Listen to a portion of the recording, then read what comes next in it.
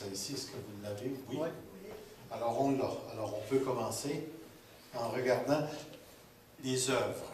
Juste pour dire que notre déviation de la lettre de Pierre ce soir vient du fait de questions qui ont été posées sur la nature des bonnes œuvres. Et puis, j'avais dit la semaine passée qu'on commencerait. Donc, on va le faire, mais on ne pourra pas tout voir le matériel que j'ai à présenter sur la question des œuvres.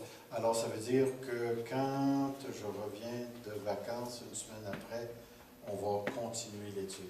Comme je disais, c'est David qui va prendre les 2 prochains jeudis soirs qui s'en viennent. Probablement sur la volonté de Dieu. Comment discerner la volonté de Dieu. Alors, les œuvres, sujet particulier, sujet très important, et un sujet qui est souvent mal compris.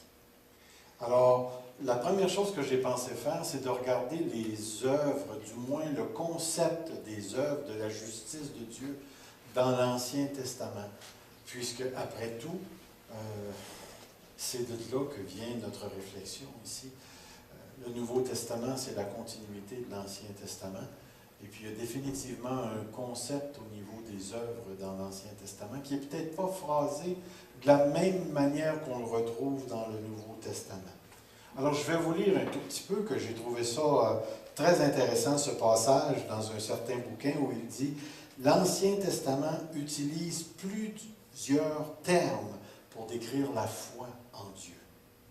Ces termes ou expressions décrivent une justice qui est donnée par Dieu sur ceux qui ont la foi en, qui font confiance à et qui croient en et qui marchent dans les voies de Dieu. » Toutes ces expressions sont utilisées dans l'Ancien Testament pour développer le concept de la foi. Parce qu'oubliez pas, tout à l'heure, on va comparer l'apôtre Paul et l'apôtre Jacques, et on va voir que tous les deux parlent d'un sujet particulier en ce qui concerne la relation de la foi et des œuvres ici. Il s'agit d'une foi qui est confessée dans l'Ancien Testament, déclarée, démontrée visiblement par des attitudes et des actions. Nous n'avons aucune description de patriarche ou de héros de la foi qui aurait la foi ou confiance en Dieu et qui ne démontrerait pas cette foi par des attitudes ou des actions motivées par la foi et la confiance en Dieu. Celles-ci sont des œuvres de foi qui contrastent avec les œuvres de la loi. Je vous résume ça. Dans l'Ancien Testament, on retrouve ce que Jacques enseigne. Qu'il existe une justice qui provient de la foi, mais qui a rapport avec la confiance en Dieu. Une autre chose, l'Ancien Testament enseigne aussi une justice qui est basée sur les œuvres de la loi. D'une part, la foi s'exprime par la confiance en Dieu et l'obéissance à Dieu, la manifestation d'œuvres qui coïncident avec la confiance en Dieu. Mais de l'autre côté, on retrouve aussi un enseignement qui nous dit que la justice est en rapport directement avec l'obéissance à la loi. Donc, une justice qui est basée sur les œuvres de la loi que Dieu a donnée aux hommes. Regardez bien, on va regarder quelques textes. Dans Ézéchiel 18, c'est marqué « L'homme qui est juste, qui pratique le droit et la justice, qui ne mange pas sur les montagnes. » Vous savez ce que ça veut dire, manger sur les montagnes? Oui. On allait mettre des idoles, des poteaux d'Achéra, puis on offrait des sacrifices sur les montagnes. Il ne lève pas les yeux vers les idoles de la maison d'Israël, qui ne séduit pas la femme de son prochain, qui ne s'approche pas d'une femme pendant son indisposition, qui n'exploite pas personne, qui rend au débiteur son gage, qui ne commet pas de vol, qui donne son pain à celui qui a faim et qui couvre un vêtement sur celui qui est nu, qui ne prête pas à intérêt, qui ne tire pas d'usure, qui ne détourne sa main qui détourne sa main de l'injustice, juge selon la vérité entre deux hommes et qui suit mes prescriptions, observe mes ordonnances en agissant selon la vérité, celui-là est juste, il vivra à coup sûr, oracle de l'Éternel. Là, on a l'impression ici qu'on retrouve tout ce concept, ou les concepts qu'on retrouve dans les 10 commandements que Dieu a donnés à Moïse. Il y a donc une justice qui relève des œuvres. Alors, on a cette démonstration de foi, d'obéissance envers Dieu, qui est le fruit de la confiance, mais on retrouve également une justice qui est manifestée par les œuvres. Ce n'étaient pas des concepts qui étaient étrangers. Ici, regardez d'autres textes. Vous vous souviendrez ainsi de tous mes commandements, vous les mettrez en pratique et vous serez saints pour votre Dieu. Vous rappelez-vous? Vous serez saints car je suis saint, comme on a vu dans 1 Pierre. Et ça avait rapport à la conduite. Ensuite, vous observerez, vous mettez en pratique toutes les prescriptions et les ordonnances que je vous donne aujourd'hui. Il y en a beaucoup de textes. Observe, écoute toutes ces paroles que je t'ordonne, afin que tu sois heureux, toi, ton fils après toi, à perpétuité, en faisant ce qui est bien et ce qui est droit aux yeux de l'Éternel. Seulement fortifie-toi, aie bon courage, en observant et en mettant en pratique toute la loi que t'a prescrit Moïse, mon serviteur. Ne t'en détourne ni à droite ni à gauche, afin de réussir partout où tu iras. C'est des textes qui nous démontrent l'obéissance, mais la justice rattachée à la mise en œuvre, les œuvres que la loi prescrit. Appliquez-vous avec force à observer et à mettre en pratique tout ce qui est écrit dans le livre de la loi de Moïse, sans vous en écarter ni à droite et à gauche. Toutefois, la déviation d'une seule de ces prescriptions de la loi entraîne la transgression de toute la loi. Regardez ici. Si tu n'observes pas, ne mets pas en pratique toutes les paroles de cette loi écrites dans ce livre, si tu ne crains pas ce nom glorieux et redoutable, l'Éternel ton Dieu, l'Éternel te frappera miraculeusement, toi et ta descendance, par de grandes plaies persistantes, par des maladies graves et persistantes. Un autre texte, même le péché d'ignorance demeure punissable. Si quelqu'un pêche en commettant, sans le savoir, contre l'un des commandements de l'Éternel, des actes illicites, il se rendra coupable et portera le poids de sa faute. Voyez-vous, d'un côté, on retrouve la foi chez les héros de l'Ancien Testament, et c'est une foi qui est démontrée par les œuvres, mais en même temps, de l'autre côté, on entend cette exigence d'obéissance qui est manifestée par l'observation de la loi que Dieu a donnée à Moïse. Et ce qui est intéressant, c'est que la transgression de la loi entraîne automatiquement la condamnation. La loi, par elle-même, en elle-même, ne peut pas sauver personne, et les œuvres de la loi ne possèdent aucune valeur rédemptrice. Comprenez-vous ce bout de phrase-là? La loi ne peut sauver personne. Elle ne peut pas produire le salut. Elle ne possède aucune valeur rédemptrice. Elle ne peut pas délivrer une personne du péché. Israël n'a jamais été capable d'obéir à la loi de Dieu, et Paul expliquera dans la lettre aux Romains, chapitre 7 et 8, que le maillon faible de la loi, c'est la chair, le péché et la mort. Vous vous rappelez, on avait touché un petit peu à ça. Le seul remède pour les gens de l'Ancien Testament était le pardon de Dieu. C'est-à-dire la grâce que Dieu accorde sans réserve. Et ce qui est intéressant, c'est qu'on retrouve des textes qui semblent indiquer cette orientation-là dans l'Ancien Testament. Lorsque je dis au méchant, oui, tu mourras, s'il se détourne de son péché et pratique le droit et la justice, si le méchant rend le gage, restitue ce qu'il a dérobé, suit les prescriptions qui donnent la vie, sans commettre l'injustice, oui, il vivra, il ne mourra pas. C'est intéressant, parce qu'il est appelé le méchant. Il va dire, on se souviendra d'aucun des péchés qu'il a commis, il pratique le droit. S'il pratique le droit et la justice, oui, il vivra. On retrouve cette notion de grâce Le méchant, c'est parce qu'il a fait des choses méchantes. Et là, à travers ce texte, on lui dit, s'ils obéissent à Dieu, il va être pardonné complètement de tous ses péchés. On retrouve ici, les gens de ton peuple disent, la voix du Seigneur n'est pas normale. C'est leur voix qui n'est pas normale. Si le juste se détourne de sa justice, qu'est-ce que c'est que la justice du juste? Avez-vous une petite idée? C'est ça que tu as lu tantôt. C'est ça qu'on a lu tout à l'heure. Le juste, c'est celui qui pratique la loi. Si le juste se détourne de sa justice et commet l'injustice, il mourra. Si le méchant se détourne de sa méchanceté et pratique le droit et la justice, il vivra à cause de cela. On voit cette notion de grâce qui est présente. Le psalmiste nous dit, « Heureux l'homme à qui l'Éternel ne tient plus compte de sa faute et dans l'esprit duquel il n'y a point de fraude. » Ce qui est intéressant dans le psaume 32, 2, c'est exactement le texte que l'apôtre Paul va citer dans la lettre aux Romains au chapitre 4, lorsqu'il veut faire la différence entre ce qui est dû, c'est-à-dire si tu as travaillé, tu as exactement ce qui t'est dû, mais il va parler de la foi sans les œuvres et d'une foi, d'une confiance en Dieu, à partir de laquelle Dieu va remettre complètement la dette d'une personne et la personne se retrouve complètement libérée devant Dieu. Alors, on arrive ici, ainsi donc, nous retrouvons dans l'Ancien Testament une justice qui découlait de la pratique de la loi d'une part, et d'autre part une justice qui ne peut provenir que de la grâce. On retrouve les deux, que de la grâce. La justice de la loi demeure inatteignable en raison du péché.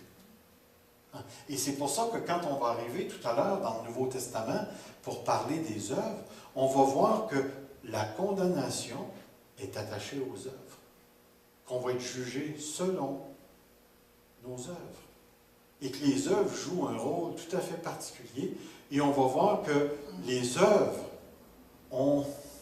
sont en fin de compte, comment je dirais ça, la carte identitaire de celui qui les pratique. Tes œuvres disent qui tu es ici. Le rapport entre le salut et les bonnes œuvres, très intéressant. Contraste entre Paul et Jacques. Mais avant d'entrer là, est-ce que vous saisissez ce que j'ai essayé de transmettre dans les 10 minutes qui viennent de passer? Absolument pas. Le juste était justifié par ses œuvres. Le juste était justifié par ses œuvres lorsqu'il est question de la loi. Mais on voit le méchant et gracié Par les œuvres aussi. en raison de, Ses œuvres. L'obéissance à la loi. pas nécessairement l'obéissance à la loi, puisque, Restitution. Parce qu'il est méchant. parce qu'il est méchant, mais En se détournant du mal. il va se détourner du mal et Dieu va lui accorder le pardon de ses péchés. Il y a cette notion de la présence de la grâce dans l'Ancien Testament aussi, qui est important ici. Alors, la chose qui va arriver, c'est que quand on va arriver dans le Nouveau Testament, on va retrouver un peu ces deux mêmes idées, mais dans un rapport tout à fait particulier, parce qu'on dirait que Jésus est venu changer la donne dans un certain sens. Quelque part en cours de route, les Juifs croyaient réellement qu'ils devenaient justes par la pratique de la loi. Puis à un moment donné, Paul va les reprendre, puis il va leur dire, vous avez manqué de bateau, puisque vous pensiez que la justice s'obtenait par l'obéissance à la loi, tandis que la promesse de Dieu est basée sur la foi. Et les bonnes œuvres sont la démonstration de cette foi-là. On va commencer ici. Chez Paul, la justification est impossible par les œuvres de la loi. Quand on parle des œuvres de la loi, qu'est-ce qu'on veut dire? L'observation de la loi, des commandements. OK. Est-ce qu'on peut développer un peu plus? C'est la loi, peut-être je vais rajouter la question. La loi de qui? La loi de Dieu. La loi de Moïse. La loi de Moïse. Donc c'est plus que les 10 commandements. C'est plus que c'est la pratique de la loi. Ainsi de suite. Et, Alors, vas-y donc, la Lee. loi de Moïse avait été donnée par Dieu. Oui, elle avait été donnée par On dit Dieu. la loi de Moïse, mais en réalité, Dieu a passé par Moïse. Définitivement, parce que Moïse, éventuellement, en dernier, il a monté sur la montagne avec les pierres. Oui, c'est ça. Dieu a écrit au moins les 10 paroles dessus. Et on voit que Dieu a demandé à Moïse d'écrire toutes les autres paroles dans un livre ou un parchemin qui a fait en sorte que quand Moïse, avant d'entrer dans la terre promise, avait déjà commencé à écrire toute la loi que Dieu lui avait donnée pour la remettre à Josué à cette période-là. Dans la lettre aux Romains et dans la lettre aux Galates, on retrouve le discours de Paul en rapport avec les œuvres et en rapport avec la loi. Et on a dit qu'il est impossible, selon Paul, d'être sauvé par les œuvres de la loi. On va lire des textes qu'on retrouve dans la lettre aux Romains et dans la lettre aux Galates. Car nul ne sera justifié devant Dieu par les œuvres de la loi, puisque c'est par la loi que vient la connaissance du péché. Le raisonnement de Paul est simple. Ce que la loi va t'apporter, c'est la connaissance du péché. Il va dire, où donc est le sujet de se glorifier? Il est exclu par quelle loi?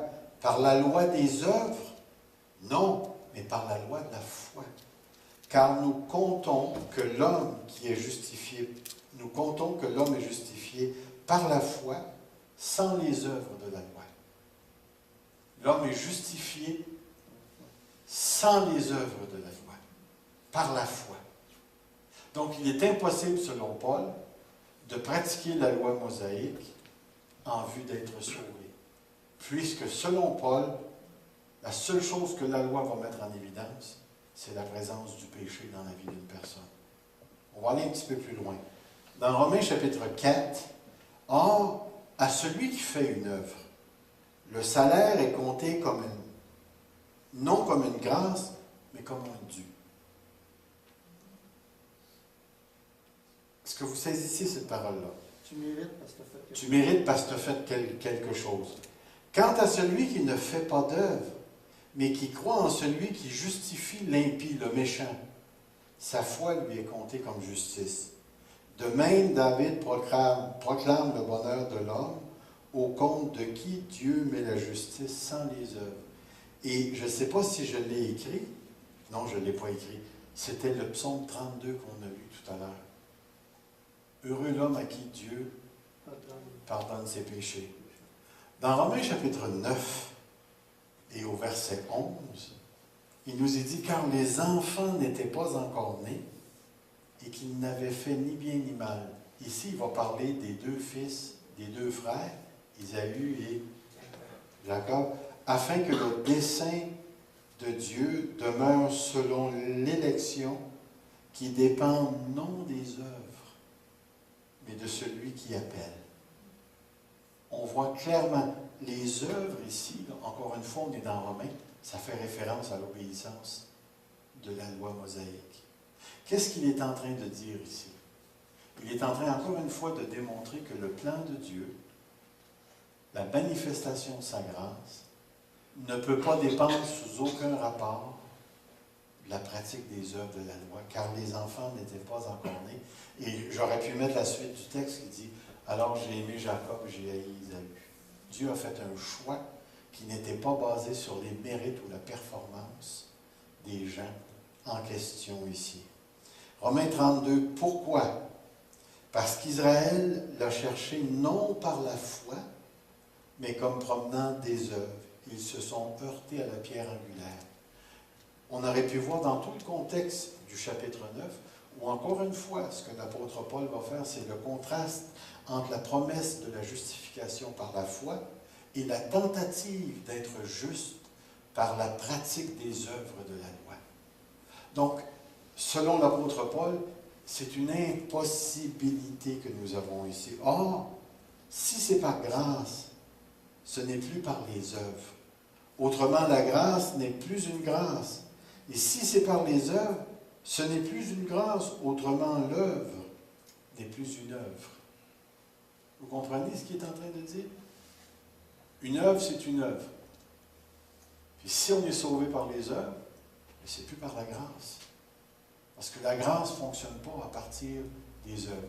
Tu as fait tant de choses, je te donne la grâce. Tu n'as pas fait tant de choses, je ne te donne pas la grâce. La grâce ne fonctionne pas comme ça. La grâce ne tient pas compte des œuvres, ici. Très important. Dans la lettre aux Galates, on retrouve un peu le même discours. Regardez ici. Sachant que l'homme n'est pas justifié par les œuvres de la loi, mais par la foi en Christ. Nous aussi, nous avons cru en Christ, afin d'être justifiés par la foi en Christ et non par les œuvres de la loi, parce que nul ne sera justifié par les œuvres de la loi.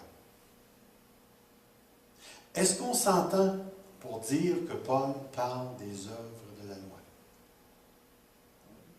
Que la plupart des textes qu'on a lus avec jusqu'ici, Paul parle des œuvres de la loi.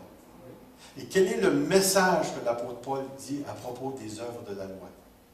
C'est impossible de se sauver. C'est impossible d'être sauvé, d'être justifié devant Dieu Par nos œuvres. par les œuvres de la loi de Moïse. Le danger pour nous, là, ça rejoint un peu ce que tu viens de dire, Guy. On n'est pas sauvé par nos œuvres. Puis on ne rajoute pas le petit bout de la loi de Moïse. Est-ce que vous me suivez? On n'est pas sauvé par nos œuvres. Ça n'a rien à voir avec les bonnes œuvres. Ça n'a rien à voir avec... Les bonnes œuvres. Ben, Les œuvres qui accompagnent ton salut. Dans Éphésiens, c'est écrit que les œuvres ont été préparées d'avance pour nous. définitivement, les œuvres ont été préparées d'avance. Mais C'est pas ça les bonnes œuvres? Mais je vous poserai la question, montrez-moi quelqu'un qui est sauvé sans les œuvres. On l'a déjà dit, c'est la foi est morte. C'est ça que tu dis que tu es sauvé, mais il n'y a rien qui te prouve. Il n'y a rien qui le démontre, ainsi de suite. Alors, est-ce qu'on est sauvé par les œuvres? Est-ce que les œuvres participent au salut? Les œuvres démontrent le salut. Ils ne participent pas au salut. Ils sont comme une conséquence nécessaire si tu es sauvé. Ah, OK. En tout cas, on va aller un petit peu plus loin, là. On va juste voir si vous n'êtes pas dans l'erreur. C'est ce qui arrive. Il est en train de nous donner un beau filet. De nous sacaler. Dans Galates 3.10, il est écrit « Tous ceux, en effet, qui dépendent des œuvres », puis remarquez comment Paul il est précis, les œuvres de la loi sont sous la malédiction. Alors, il va dire « Car il est écrit, maudit quiconque n'observe pas tout ce qui est écrit dans le livre de la loi pour le mettre en pratique. » Remarquez bien, pourquoi je prends le temps de souligner cette affaire-là?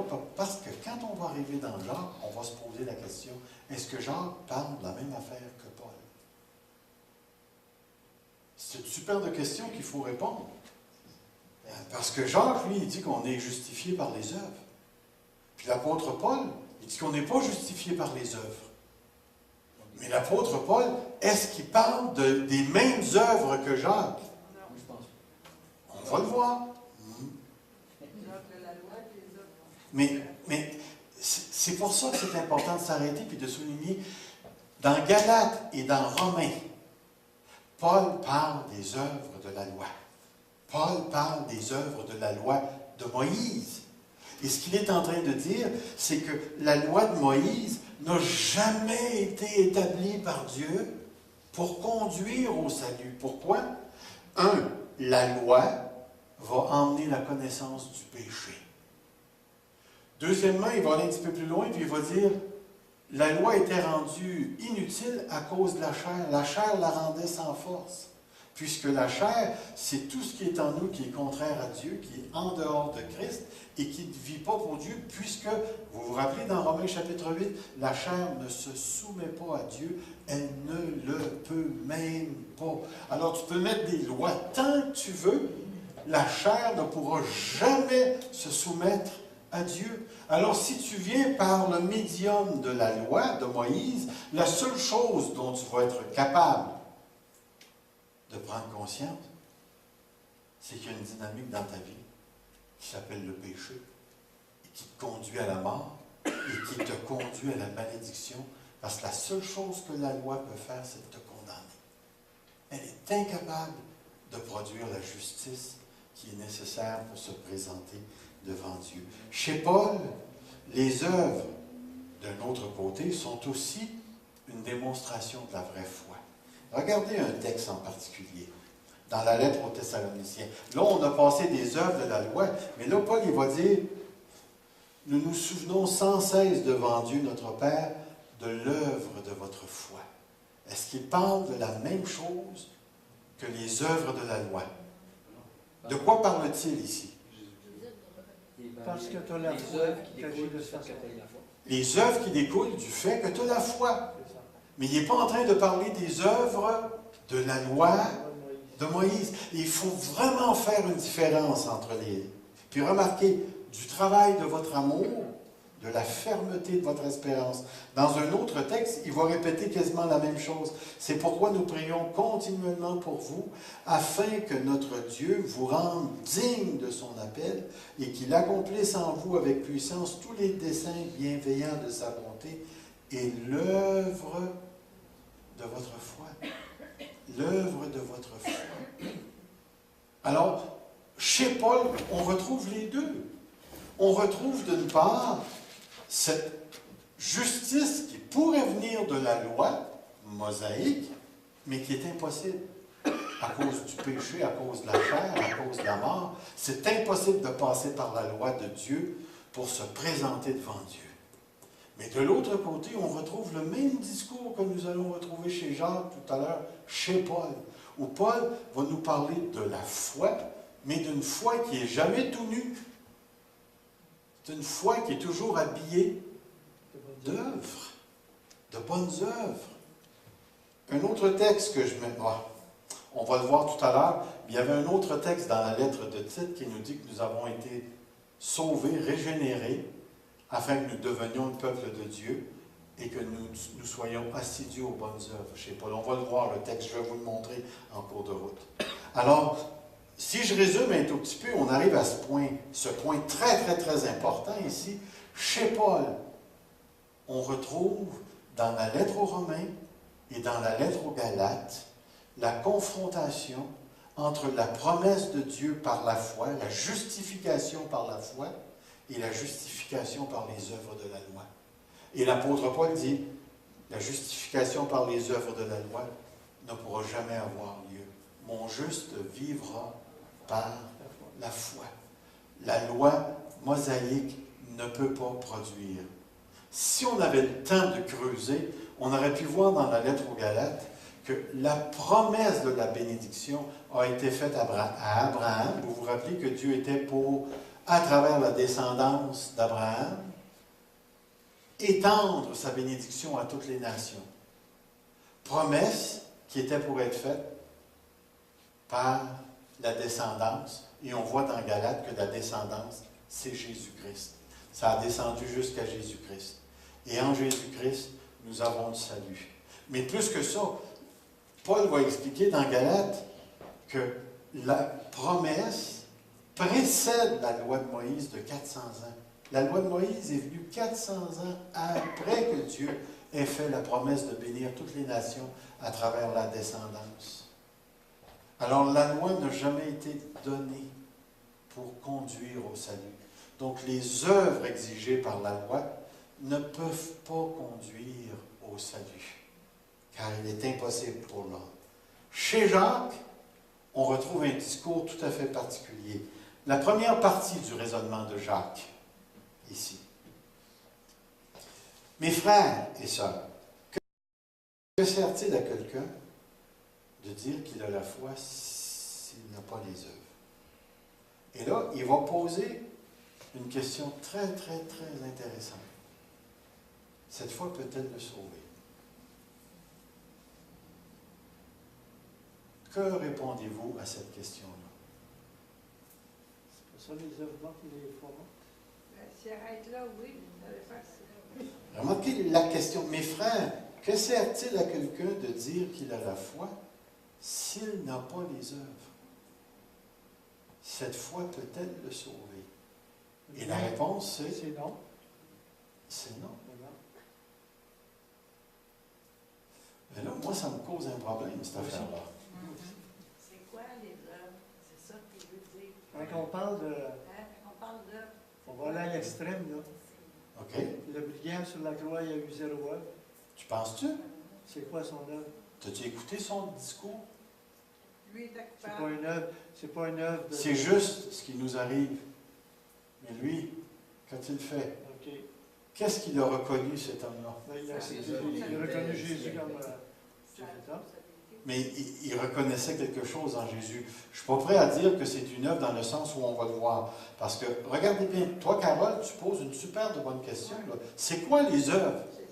Et regardez qu'il va le dire un petit peu. Si un frère ou une sœur sont nus et manquent de la nourriture de chaque jour, et que l'un de vous leur dise, « Ah, partez en paix, mettez-vous au chaud, rassasiez-vous », sans pourvoir à leurs besoins physiques, à quoi cela sert-il?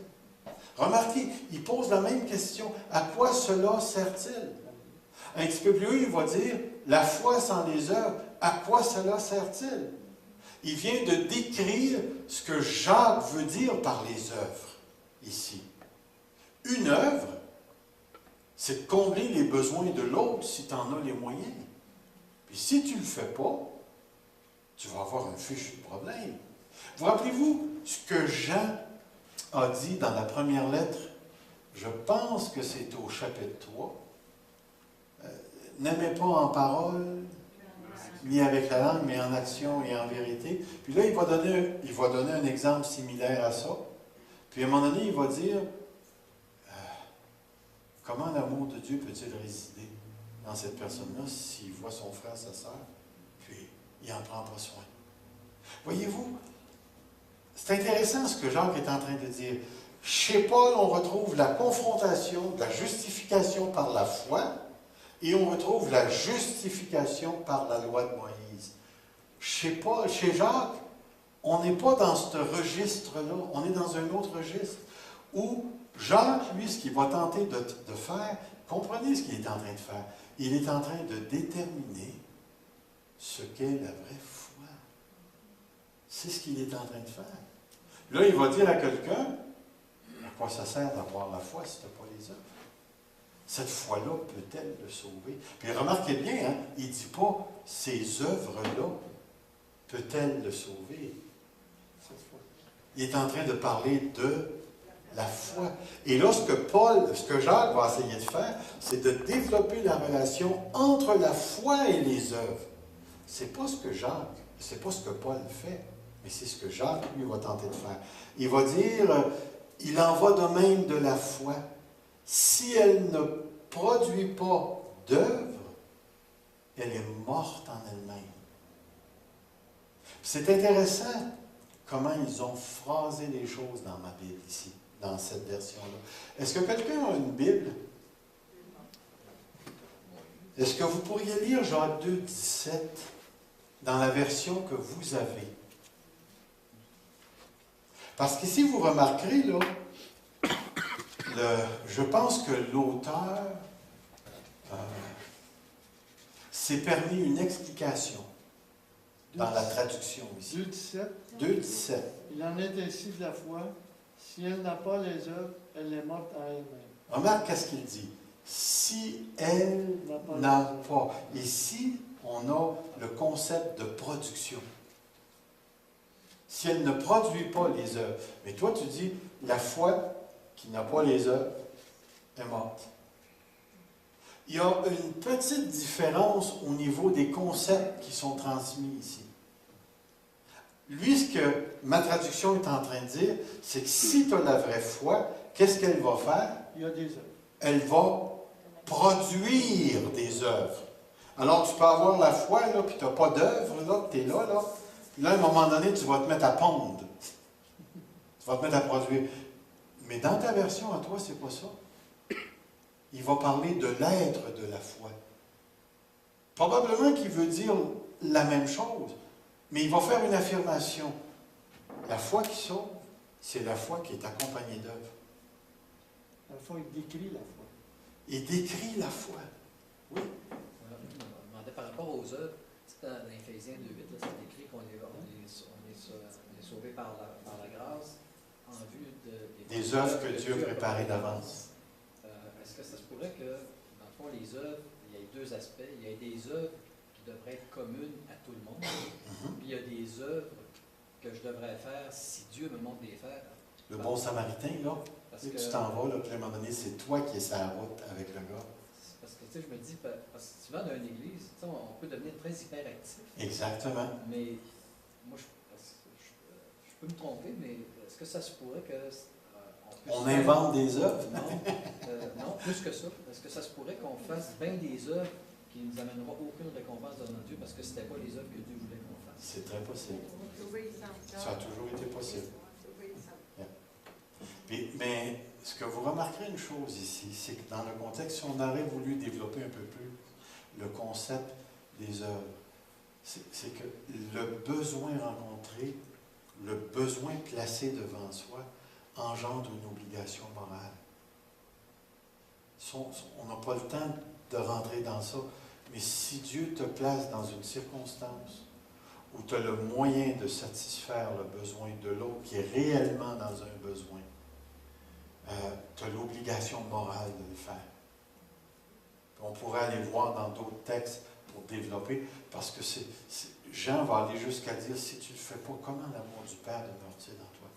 Jean va loin encore. Ce que Jean sous-entend, c'est que l'amour du Père ne peut pas résider dans le cœur d'une personne qui est insensible aux besoins des autres. Mais on va rester avec Jacques parce qu'on veut tenter de définir cette question des œuvres ici. Alors, on va passer à l'autre chose. Ici se trouve la première différence entre Paul et Jacques. Paul parle des œuvres de la loi, tandis que Jacques parle des œuvres de la foi. Il y a une grande différence entre les deux ici. Mais Jacques pose une question qui est véritablement bouleversante selon moi. On va le voir tout à l'heure. Une personne fait les œuvres de la loi pour être sauvée, méritoire. Une personne démontre la vraie foi qui sauve par les œuvres. Démonstration, comme on a parlé tout à l'heure de cette démonstration ici. Mais une chose qui est certaine, c'est que dans la pensée de Jacques, et c'est peut-être là qui est difficile pour nous, Jacques ne semble pas séparer la foi qui sauve des œuvres. La vraie foi va produire les vraies œuvres. Pour lui, Jacques, c'est une impossibilité qu'il en soit autrement. On va le voir tout à l'heure. Dans la deuxième partie, il va dire, mes frères et sœurs, voyons, je répète le texte. Deuxième partie du raisonnement de Jacques. Mais quelqu'un dira, toi, tu as la foi, moi j'ai les œuvres. Vas-y, montre-moi ta foi sans les œuvres, et moi, par mes œuvres, je te montrerai ma foi. C'est intéressant le raisonnement que Jacques place. C'est que si tu dis que tu as la foi, comment on va savoir que la vraie foi est en toi? La démonstration. Et comment je vais savoir que la vraie foi est en toi?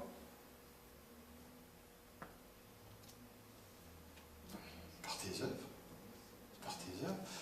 Jacques, ici, là, il rephrase une parole de Jésus. Vous reconnaîtrez l'arbre à ses fruits. Un bon arbre ne peut pas produire de mauvais fruits et un mauvais arbre ne peut pas produire de bons fruits. C'est une parole du Seigneur. On reconnaît l'arbre à son fruit. Et lui, ce qu'il est en train de dire, c'est qu'une personne qui se présente en disant « j'ai la foi » et qui n'a pas les œuvres de foi, pour lui, c'est impossible. Parce qu'il va dire ici, tu crois qu'il y a un seul Dieu, tu fais bien. Les démons le croient et ils tremblent. Qu'est-ce qu'il veut réellement dire, Jacques, par cette conclusion-là? Marque bien. Toi, tu dis que tu as la foi, moi j'ai les œuvres. Alors vas-y, essaye de me montrer ta foi sans les œuvres, et moi je vais te montrer que j'ai la foi par mes œuvres. Oui? Les démons croient. J'ai une question par rapport à ce que tu viens de dire. Là. Oui? Tu sais, les arbres portent du mauvais fruit. Oui. Mais mettons, là, on prend qu'un homme qui est sauvé, vraiment, nouveau, il aime Jésus, il croit Dieu, il veut servir, mais dans sa personnalité, il est colérique. OK? Mais son cœur, au fond de lui, il ne veut pas être colérique, juste qu'il y a des habitudes qui fait que, il pète une coche, mais au fond de lui, même quand personne ne le voit, il donne l'aumône, mettons. Il voit que quelqu'un a besoin, il va y acheter un sous-marin. Je donne des exemples comme ça. Mais justement, à vue d'œil, c'est un homme colérique. On dirait que, pourtant, ça peut être un bon arbre, mais il porte du mauvais fruit parce qu'il est colérique. Mais là, au fond de lui, il est sauvé parce qu'il aime Dieu, il n'est pas un incrédule. Est-ce qu'il porte du bon fruit? Il parle du gonflé, mais il parle de colérique, la colère, on s'entend. Il n'est pas encore parfait. Oui, mais c'est parce que c'est Tu comprends? Moi, c'est ça des qui œuvres pour être parfait. m'amène à m'aider, genre. Le fait de. Est-ce que tu as déjà péché après avoir été sauvé? Oui, c'est sûr. Alors, est-ce que tu es encore sauvé? Oui. C'est drôle, ça. L'homme colérique aussi. Ouais. L'homme colérique, c'est pareil. Le jour où tu comprends que le salut de Dieu, il est en deux parties. On est maintenant sauvé en Jésus-Christ. On aura la plénitude du salut de Dieu quand il va revenir avec la résurrection des corps. Mais tant qu'on va rester dans cet univers ici, dans un corps de mort, l'enfant de Dieu va toujours avoir des failles. C'est impossible de ne pas avoir de failles. Mais si on se fait une conception de la vie chrétienne comme de quoi qu'il n'y a plus de folie chez le chrétien, puis que le chrétien, là, c'est le gars le plus parfait du monde. Je pense que c'est un pasteur. Parce qu'on va être constamment déçus. Pardon? On va être constamment déçus. On va être constamment déçus puis on ne se verra jamais chrétien. C'est pour ça que dans un sens, ce que tu es en train de dire, là, c'est comment je définis le chrétien. C'est ça, en fin de compte, tu dis, c'est un gars qui fait encore des bourdes, qui pêche encore, mais c'est un gars qui produit quand même le fruit du royaume de Dieu. Écoute, moi ce que j'aime dans la Bible, c'est qu'il n'y a pas personne en relation avec Dieu qui nous est présenté comme un ange. Moïse a perdu patience puis il n'a pas pu entrer. Puis c'est le nombre de révélations que ce gars-là a eu. Paul s'est chicané avec Barnabas. David a assassiné quelqu'un. Puis tu les regardes aller, puis Dieu appelle ça ses amis. L'homme selon son cœur. C'est pour ça que c'est important de vraiment faire une différence, puis de reconnaître où le chrétien se trouve. Moi, je peux te dire une chose. Quand je vais avoir quitté ce corps, je ne pécherai plus jamais. Puis si tu veux voir un beau gars parfait, viens me voir après la mort. Moi aussi. Mais s'il n'est pas mort, Deuxième c'est raison. ton cadavre dans la vie. Ben, je l'attendrai. Tu vas être parfait, mais beau, c'est une autre affaire. Lui n'est pas d'accord. J'ai une autre question. Vas-y. Tu parles des œuvres de la loi et les œuvres de la foi. Mhm. Mais en tant qu'œuvre, l'œuvre elle-même, là, ça peut être exactement la même œuvre. La source n'est pas pareille. C'est ça. Yeah. Alors, de juste dire c'est les œuvres de la loi puis les œuvres de la foi, C'est pour ça qu'il faut parler de la justification. Tu ne peux pas être justifié par les œuvres de la loi. Mais le seul problème qu'on va avoir, c'est que tout à l'heure, dans le prochain texte qu'on va voir, Jacques va faire une affirmation bouleversante. Il dit, vous voyez que l'homme n'est pas justifié par la foi seulement, et que l'homme est justifié par ses œuvres. On va le voir tout à l'heure. Là, il y en rajoute. Hi, ça va être intéressant. C'est juste là qu'il va préciser sa pensée. Yeah. Mais pourquoi pensez-vous, je reviens, es-tu correct, chérie, ici? OK. Tu es la seule personne que j'appelle chérie en passant. Ouais, spécial pour la caméra. Oui, c'est ça. C'est pour la caméra, là. Il y en a une spéciale dans la salle. Là. Pourquoi est-ce qu'il prend les démons comme exemple? Parce qu'eux aussi ont des. Ben, ils voient Dieu. eux autres. Ils peuvent pas Parce plus que les croire démons que ça. croient comme nous. Remarquez les termes que Jacques utilise. Pour Jacques, croire et avoir la foi, c'est la même chose. Ouais, OK? OK. Les deux ont la foi. Mais ce qu'ils croient, eux autres, c'est qu'il y a un seul Dieu. C'est important. C'est intéressant ce que tu dis là. Regardez ce que les démons croient. Ils croient qu'il y a un seul Dieu. Mais ça Est-ce parle qu'ils pas sont corrects à croire ça? Oui, mais ça ne parle pas du salut. Ils n'ont pas d'œuvre, eux Ça ne autres. parle pas du salut, puis ça ne parle pas des œuvres. Non, ça ne peut pas parler du salut parce que ce que Jacques est en train de définir, c'est la foi qui sauve. Oui. Mais là, il est en train de faire une affirmation qui est très intéressante. C'est que les démons croient dans une vérité. Ouais. Ils croient dans une vérité spécifique. Et les démons savent qu'il y a un seul Dieu. Les démons sont monothéistes. Ils ne sont pas tous caves, hein, les Ils sont démons. monothéistes. Oui, ils sont monothéistes. Tu as raison. C'est des gens qui croient en un seul Dieu. Mais ce qui est intéressant, c'est que pourquoi pensez-vous que Jacques utilise cet exemple-là. Il compare- Regardez ce qu'il a dit avant. Il compare au verset d'avant. Il compare au verset d'avant. Et qu'est-ce qu'il est en train de dire? Les œuvres des démons ne sont pas bonnes. C'est que les œuvres des démons contredisent ce qu'ils croient. C'est ça. C'est-à-dire que même si cette personne, si ces êtres-là affirment croire en Dieu, ils n'ont pas les œuvres de la foi. Et ceci nous amène à voir quelque chose. Je vais tenter un petit quelque chose ici. La seule présence du croire, de l'acte de croire, n'est pas une preuve de salut, puisque les adversaires de Dieu ont un type de croyance qui ne les amène pas à faire les œuvres de Dieu. Regardez bien ici ce que je vais faire. Je vais tenter de définir ce que c'est qu'une croyance. Une croyance, c'est une proposition, c'est-à-dire une information sur un objet ou un événement. Moi, je crois que les Canadiens de Montréal est une bonne équipe. C'est nostalgique. Dans la suite.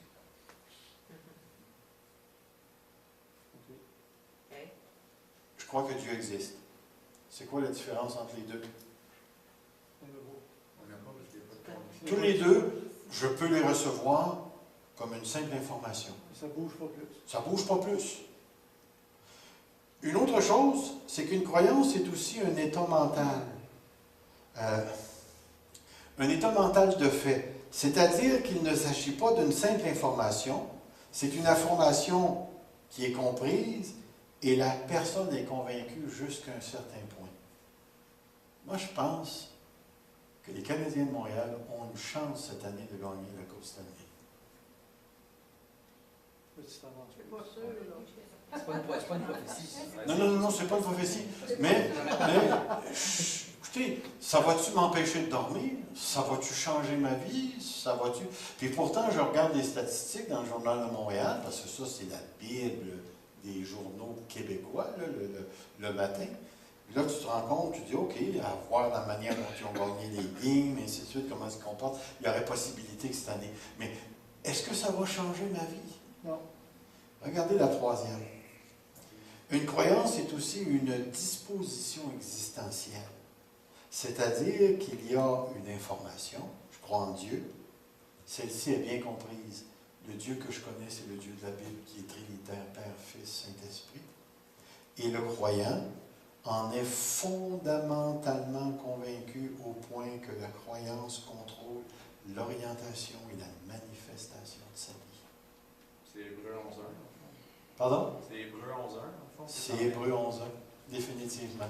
Ce qui est important à voir ici, là, c'est que les trois sont des croyances. Mais c'est pas cette croyance-là que les démons ont. C'est pas celle-là que les démons ont. Les démons ont probablement la deuxième. Ils savent que Dieu est vrai parce que leur comportement, c'est... Il tremble. Ils tremblent. Leur croyance influence. Mais ça a dû changer quelque chose dans leur démonologie. Il reste des démons. Quand ils parlent qu'ils savent que Dieu, il y a un seul Dieu, est-ce que ça comprend qu'ils croient que Jésus est le moyen du salut? Et, Bon, je pense qu'il est qu'ils mort? comprennent tout ça. Il y a ça. À cause de le rapport qu'on retrouve dans les évangiles. Oui, ils comprennent ça, mais la croyance, c'est pas juste comprendre quelque chose. Mais La foi, je veux dire, c'est pas juste comprendre quelque Voilà. chose. La foi, c'est ça, c'est cette troisième chose-là. La foi dont Jacques parle. Autrement dit, je les ai mis ici. Voilà la foi dont parle Jacques. La première représente les croyances ordinaires de tous les jours et des conversations superficielles. Moi, je crois que demain matin, le soleil va se lever. D'ailleurs, il faut que je vienne travailler.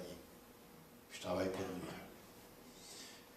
La deuxième représente les croyances qui font réagir, mais qui n'engagent pas fondamentalement une personne.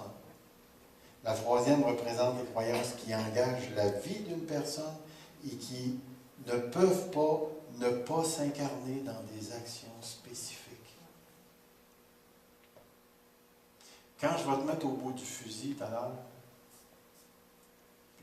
je vais te demander, tu crois-tu en Dieu? Les actions que tu vas faire vont démontrer si oui ou non cet troisième aspect-là fait partie de ta vie. C'est important pour nous de voir l'importance de ce que Jacques parle. Jacques est en train de parler de la foi qui sauve. Et la foi qui sauve, c'est vraiment une foi dont les œuvres sont présentes ici. Et là, à travers deux exemples que Jacques va donner, c'est là que la confusion entre, parce qu'on comprend mal ce que Jacques est en train de dire. Le premier exemple, c'est l'exemple d'Abraham. Mais veux-tu comprendre, ô homme vain, que la foi sans les œuvres est stérile, vaine, inutile? Abraham, notre père, ne fut-il pas, puis remarquez le mot qu'il utilise, justifié par les œuvres. C'est intéressant. Paul nous dit qu'on n'est pas justifié par les œuvres de la loi. Est-ce que c'est de ça que Jacques parle? Non. C'était pas la loi, ça. Parce que la foi en Dieu, ça Ce qu'Abraham a fait, c'était pas les œuvres de la loi. C'était pas les œuvres de la loi. Ça n'avait rien à voir avec C'était les œuvres de la la foi. foi. Et c'est important de comprendre cela.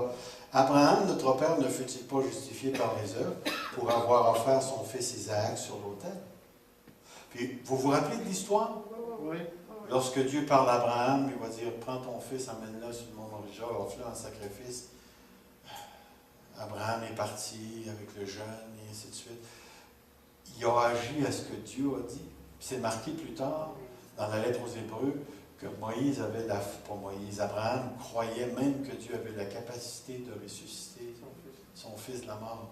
Alors il va dire, tu vois que la foi agissait avec ses œuvres. La foi agissait avec ses œuvres. Remarquez ce qu'il n'est pas en train de dire, c'est que tu as la foi, et là tu commences à produire. C'est pas ça qu'il est en train de dire. Il va dire que la foi agissait en même temps que ses œuvres. Et regardez ce qu'il va dire. Et que par les œuvres, la foi fut rendue parfaite. Et quand on parle du mot parfait ici, on parle que la foi a atteint son but. Elle a atteint son objectif. Dans le fond, là, c'est comme la foi et les œuvres, c'est un dans l'autre, là. Même si on arrive à les distinguer Ouais. Tu peux et dire, à les séparer, ouais. on ne peut pas les... Finalement, tu dis juste un, puis tu penses à l'autre. Voilà. Tu dis les œuvres, tu penses à la foi. Mm. Tu dis la foi, tu penses aux œuvres. C'est indissociable. Dites-moi, qu'est-ce qui démontre la foi d'Abraham? C'est le meilleur Non, pensez concrètement, là. son agissement, Oubliez, oui, mais vas-y, décris-moi son agissement. son obéissance. Qu'est-ce qu'il a fait? Il a pris son Il a pris fils. son fils. Il a pris son fils, il l'a mis sur C'est un bûcher. un âne, il a pris la corde de l'âne, il est parti, il a pris le bois, il a ramassé le feu. Il dit Dieu. Qu'est-ce qu'il a fait? Il est parti en voyage jusqu'à la montagne que Dieu... Qu'est-ce que c'est que tout ça? L'obéissance, C'est ses œuvres. c'est ses œuvres. ok. Il est arrivé, il a produit l'autel, il a mis le bois, puis il a pogné le jeune, il l'a attaché. C'est quoi ça? C'est les œuvres. Il est en train de faire ce que Dieu lui avait dit. Il démontrait, c'est que la foi agissait en même temps que ses œuvres, et ses œuvres perfectionnaient sa foi. C'était inséparable. Voyez-vous, l'idée, là, c'est que nous, on pense d'une manière cartésienne. On voudrait avoir une grande liste de c'est quoi les œuvres. Puis là, on va dire, OK, aujourd'hui, je fais la 23. Là, je m'en vais faire le 23. Mais ce qu'on ne réalise pas, là, c'est ceci. Je vais prendre un exemple qui est plus proche de nous. Ce que la parole de Dieu me demande de donner. Alors, je prends de l'argent dans ma poche, que je vais acheter une paire de chaussures à quelqu'un qui en a besoin, parce que j'ai été rendu conscient du besoin. Lorsque je prends l'argent dans ma poche, est-ce que j'obéis à Dieu? Est-ce que mon œuvre démontre que j'ai confiance en Dieu?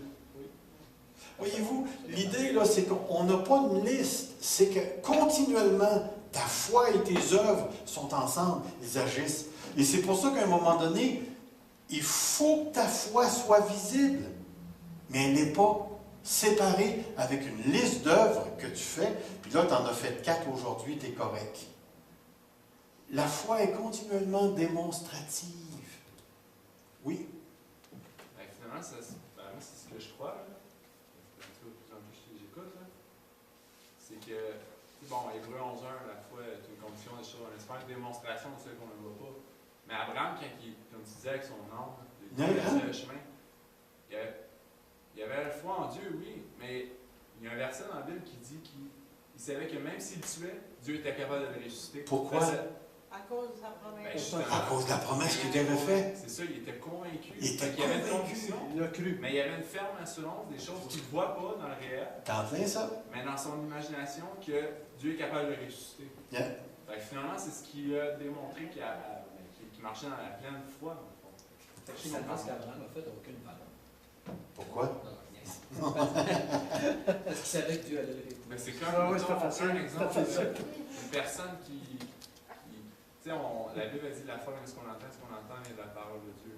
Fait que plus qu'une personne va se concentrer sur n'importe quoi, là, sur une parole, peu importe, ben la Bible aussi, l'homme vient comme les pensées de son âme.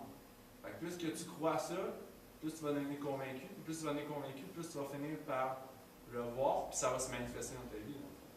Fait que la foi n'est pas juste reliée juste à... En autant que ce qui va se manifester dans ta vie, c'est ce que la parole de Dieu dit, puis que ce n'est pas de la projection objective, dans le sens que je veux un bateau, je l'imagine, là, puis là, je le projette, puis là, parce que j'ai confiance que je vais avoir un bateau. Mettons, tu es d'accord avec moi que, mettons, une personne qui se voit toujours rejetée, mettons, prends ça comme exemple.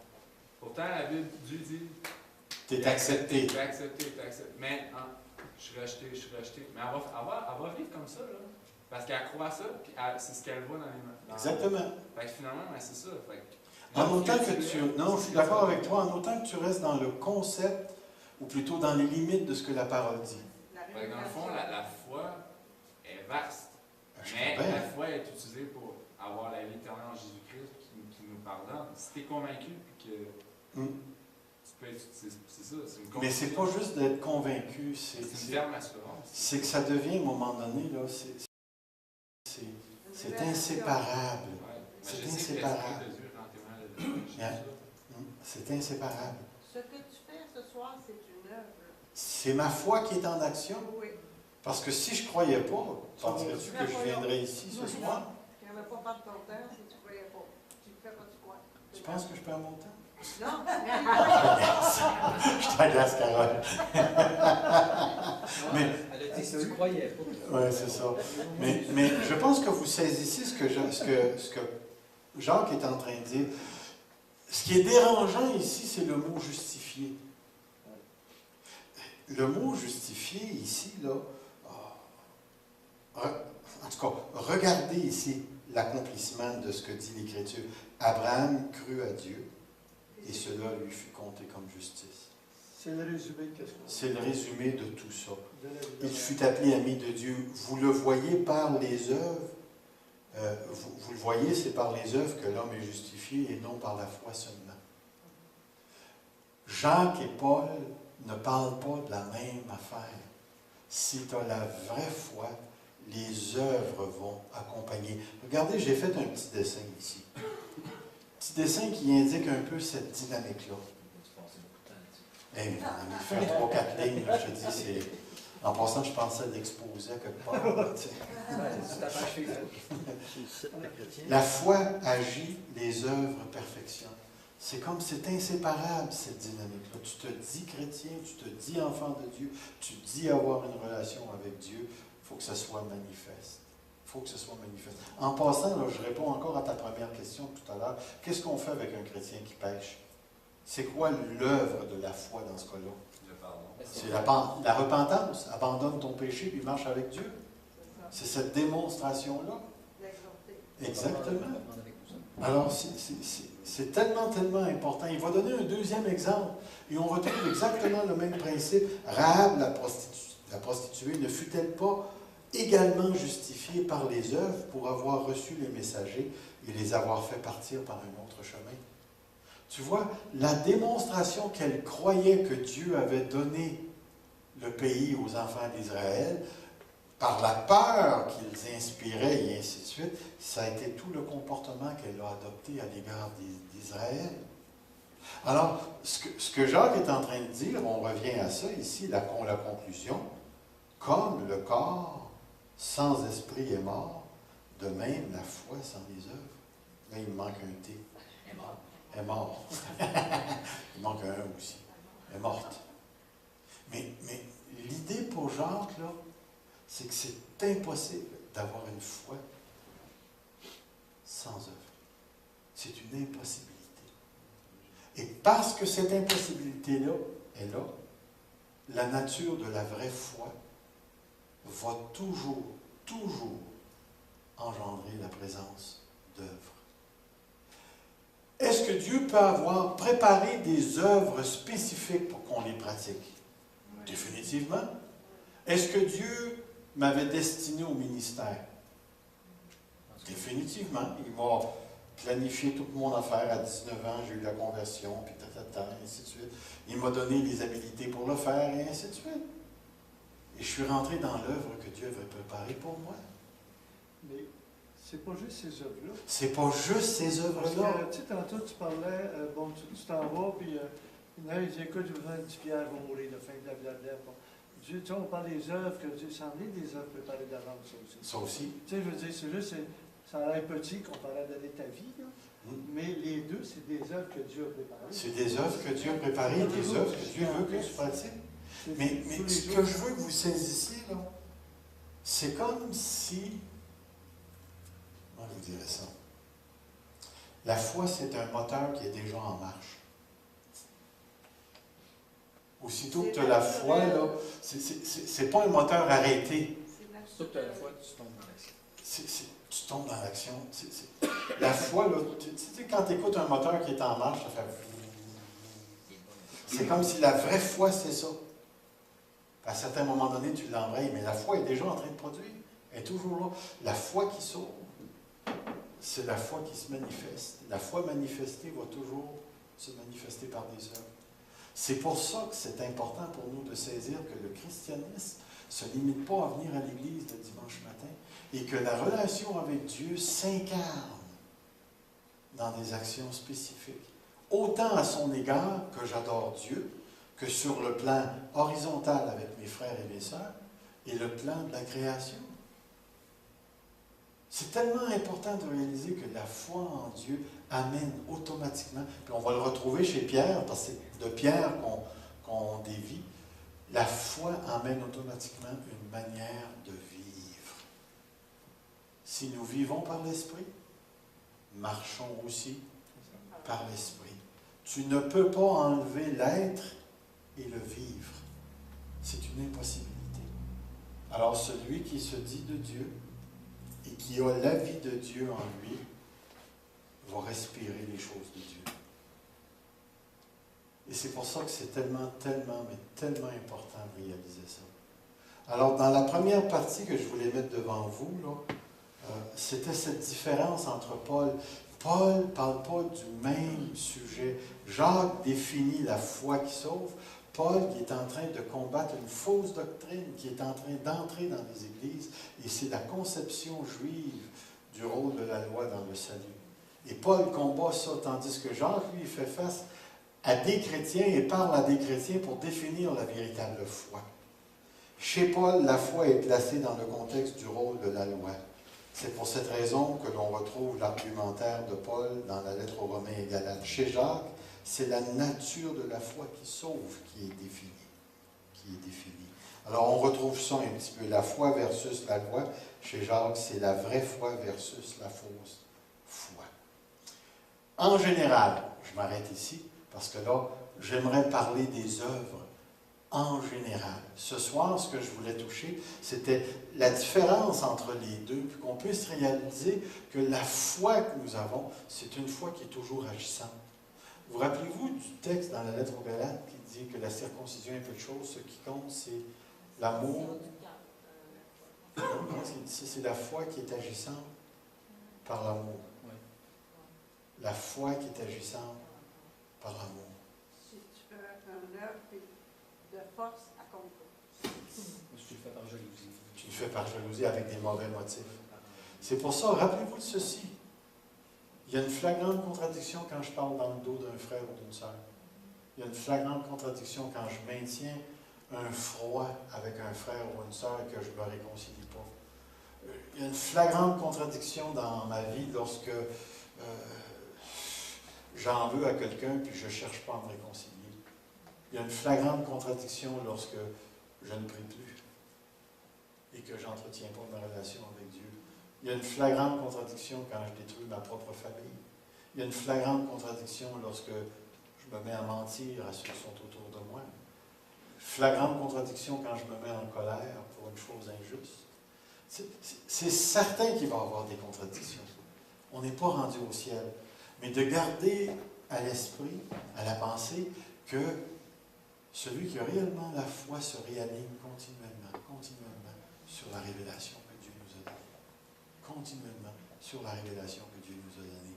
Et il y a quelque chose en dedans de nous qui le sait lorsqu'on est en relation avec Dieu et qui nous dit quand on est désaligné. Et la vraie foi se réaligne. La vraie foi se réaligne constamment. Et ce sont les œuvres de la foi. La vraie foi écoute le besoin. La vraie foi croit ce que Dieu dit. La vraie foi œuvre ce que Dieu dit. Est-ce qu'on aurait des dernières questions avant qu'on termine ce soir? Evelyne, tu t'es... Oh non, tu te gardes.